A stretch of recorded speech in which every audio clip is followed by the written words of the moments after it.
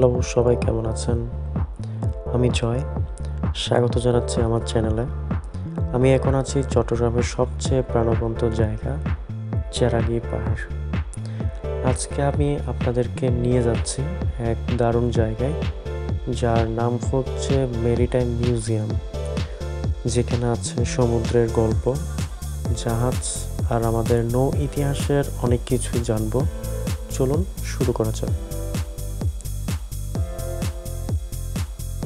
চেরাগি পাহাড় মানে চট্টগ্রামের আর্ট আর কালচারের একটা জায়গা।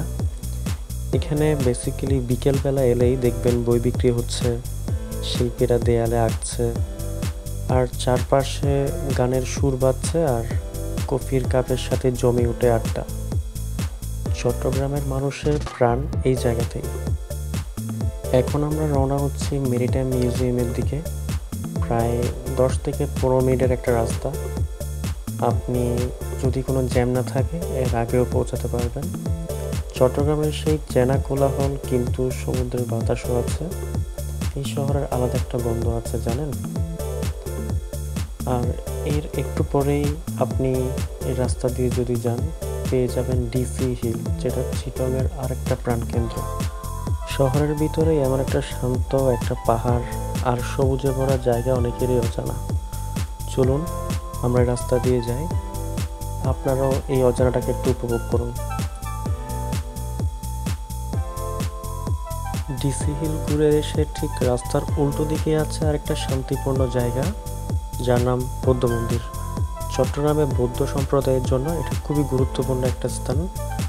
মন্দিরের ভেতর ঢুকলে মনে হয় যেন একদম অন্যরকম একটা পরিবেশে চলে এসেছে। চারপাশ একদম নীরব আর শান্ত। এর একটা বিশাল বৌদ্ধ মন্দির আছে, অর্থাৎ মূর্তি আছে। লোকজন মোমবাতি জ্বালাচ্ছে, প্রার্থনা করছে। জায়গাটা সত্যি খুব পবিত্র মনে হয়।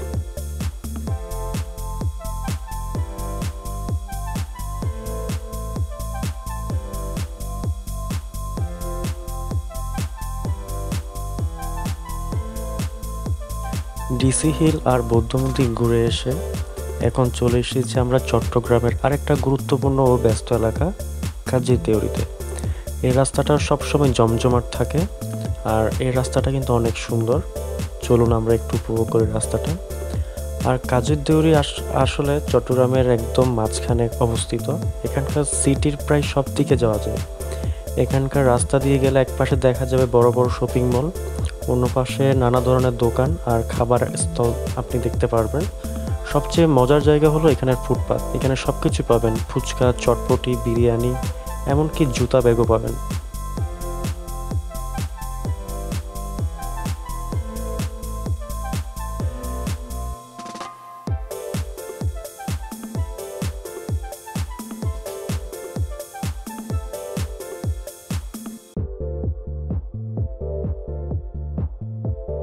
আমরা অলমোস্ট চলে এসেছি মেরিটাইম মিউজিয়ামে। তবে আরেকটা বিষয় আপনাকে জানিয়ে রাখি, এই রোডটার আরেকটু সামনে এগোলেই আপনি পাবেন এম আজিজ স্টেডিয়াম। এই স্টেডিয়ামের ইতিহাস অনেক পুরনো। এখানে বাংলাদেশের জাতীয় ক্রিকেট দলের অনেক ম্যাচ হয়েছে। শুধু ক্রিকেটই নয়, ফুটবল, নানা ধরনের ক্রীড়া আর বড় বড় অনুষ্ঠানও তো এখানে হয়। সাধারণত অনেক সময় এখানে বড় বড় কনসার্ট অনুষ্ঠিত হয়। 1955 সালে স্টেডিয়ামটি তৈরি হয়। এর আগে নাম ছিল চট্টগ্রাম স্টেডিয়াম। পরে বঙ্গবন্ধুর ঘনিষ্ঠ সহযোগী এম এ আজিজের নামে নামকরণ করা হয়। এখানে প্রায় 20 থেকে 25 হাজার দর্শক একসাথে বসে খেলা উপভোগ করতে পারে।